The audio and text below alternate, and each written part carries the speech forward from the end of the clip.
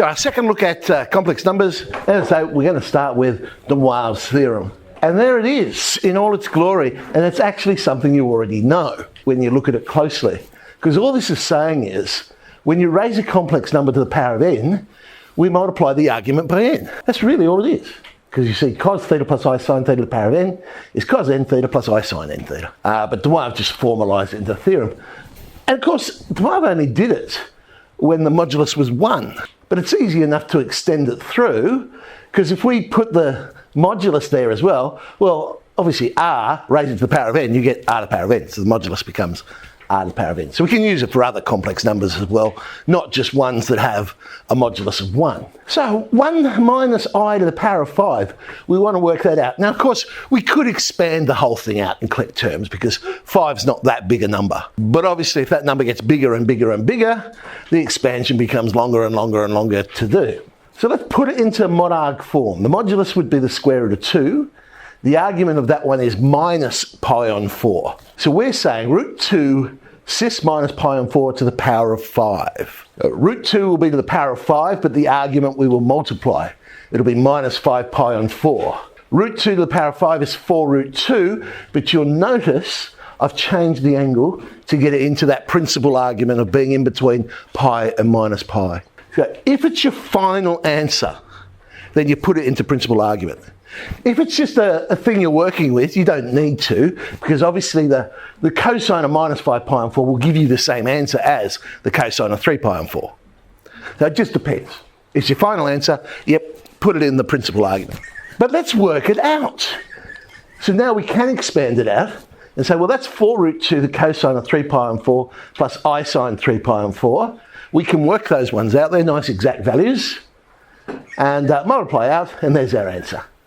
So 1 minus I to the power of 5 would be minus 4 plus 4i. That is quite useful. It saves that full expansion. And as I say, once those powers get up there, it certainly saves a lot of time. It also gives us another way of finding roots, not just square roots though, any type of roots. Because if we know z to the power of n is x plus iy, so if we were talking about square roots, it would be z squared, it would equal. But as I say, we could find any root now. We change x plus iy into mod arg form, so it's r cis theta.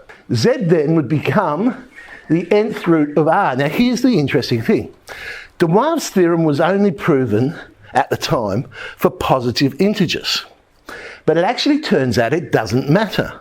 It works for negative integers as well. It works for fractional indices as well. So I can use this one. It'll be the nth root of r, but then I would divide the argument by n. So you notice I've got the theta on n. But I've also added in 2 pi k on the top. Now why is that? Remember, the argument is a certain angle.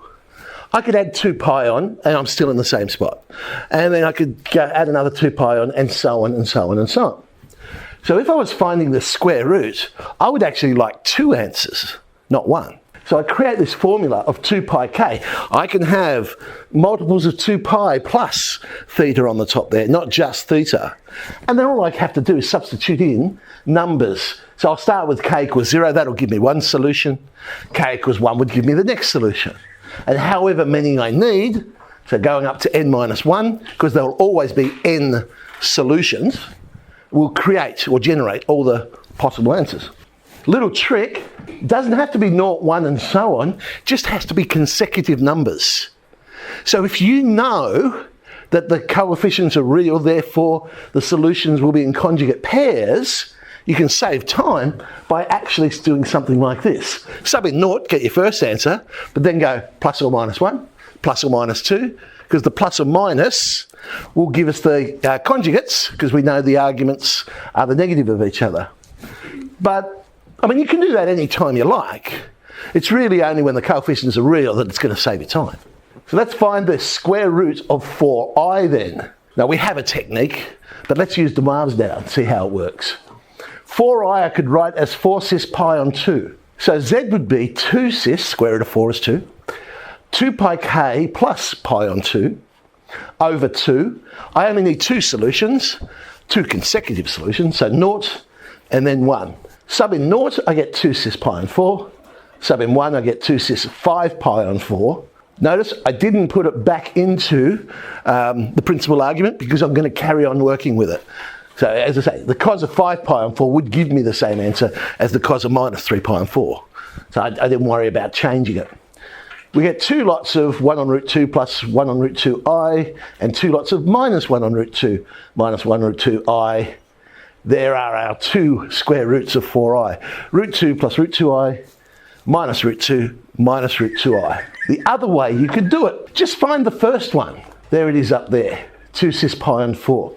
Because the other beautiful thing about roots is they are always symmetric around the circle. So if you imagine drawing the circle, radius, that modulus, then evenly spaced, so therefore it's got to be 180 degrees or directly across from it. That's another reason why when we're dealing with real numbers, same idea, if 2 was a square root, then 180 degrees further, negative 2 is a square root. Let's do a fourth root. The fourth root of 16. Well, 16 is 16 cis 0. Notice, because 16 is a real number, I can use the plus or minus idea to save some time. I've still got 4 consecutive numbers there. 2 cis 0, 2 cis pi on 2, 2 cis minus pi on 2, and 2 cis pi, well, that's 2, 2i, minus 2i, and minus 2. Using a diagram, I can say, well, let's find the first one. Well, the fourth root of 16 is 2. But I know they're evenly spaced around the circle, therefore they're going to be every 90 degrees. So the next solution must be 2 cis pi on 2. Coefficients are real, therefore I know they're in conjugate pairs. So I know there's a solution down there at 2 cis minus pi on 2. Well, where's the missing one? Well, it must be 90 degrees away from those two vertical ones. There it is over there, 2 cis pi. Find the 4 fourth roots of 1 plus root 3i. In other words, we're saying z to the power of 4 is 1 plus root 3i. In this case, the coefficients are not real. So 2 cis pi on 3. Notice I've just gone 0, 1, 2, 3 because the coefficients are not real. We're finding a root of a complex number. So fourth root of 2, well, we don't know what that is, so I'll leave it as the fourth root of 2. Pi on 3 plus 2 pi k over 4. So sub in 0, 1, 2, 3. There are our 4 answers. I'm not going to bother turning that into a plus ib.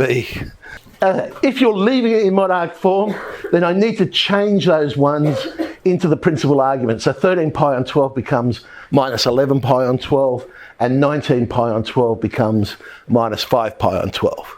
If I was doing it using a graph, I'd say my first answer is over there at the fourth root of 2 cis pi on 12.